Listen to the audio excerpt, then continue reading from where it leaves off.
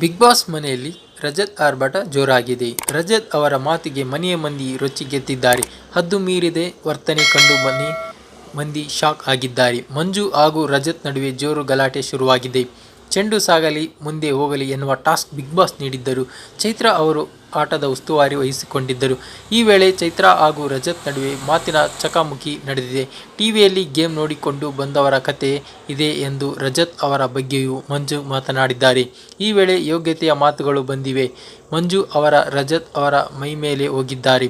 ಕಳೆದ ವಾರ ಧನರಾಜ್ ಹಾಗೂ ರಜತ್ ಅವರ ಜಗಳದ ವಿಚಾರವಾಗಿ ಸುದೀಪ್ ಅವರು ವಾರ್ನ್ ಮಾಡಿ ಪನಿಷ್ಮೆಂಟ್ ಕೂಡ ನೀಡಿದ್ದರು. ಆದರೂ ರಜತ್ ಅವರು ಸರಿ ಹೋದಂತೆ ಇಲ್ಲ. ಇದೀಗ ಮಂಜು ಹಾಗೂ ರಜತ್ ಅವರ ನಡುವೆ ಮಾರಾಮಾರಿಯಾಗಿದೆ.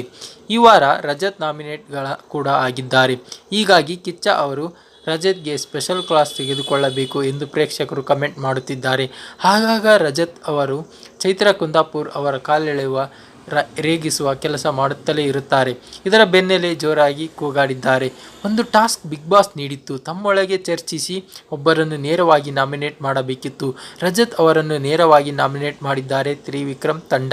ಇಲ್ಲಿ ಎಲ್ಲರನ್ನು ವೈಯಕ್ತಿಕವಾಗಿ ಆಡಿ ಎಂದು ಪ್ರೊವೋಕ್ ಮಾಡುತ್ತಿದ್ದಾರೆ. ಅವರನ್ನೇ ಅವರು ಮೇಲು ಅಂದುಕೊಂಡಿದ್ದಾರೆ ಎಂದು ತ್ರಿವಿಕ್ರಮ್ ಕಾರಣ ಕೊಟ್ಟರು. ಅದಕ್ಕೆ ರಜತ್ ಅವರು ನಾನೇ ಹೀರೋ, ನಾನೇ ಖರಾಬು, ನಾಮಿನೇಟ್ ಮಾಡಿ ಬಿಟ್ರೆ ಚೇಂಜ್ ಆಗ್ತೀನಾ, ನಾನು ಬೇರೆಯವ್ರನ್ನ ಹೀರೋ ಅಂತೀನಾ, ನಾನೇ ಹೀರೋ ಎಂದು ಅಬ್ಬರಿಸಿದ್ದಾರೆ.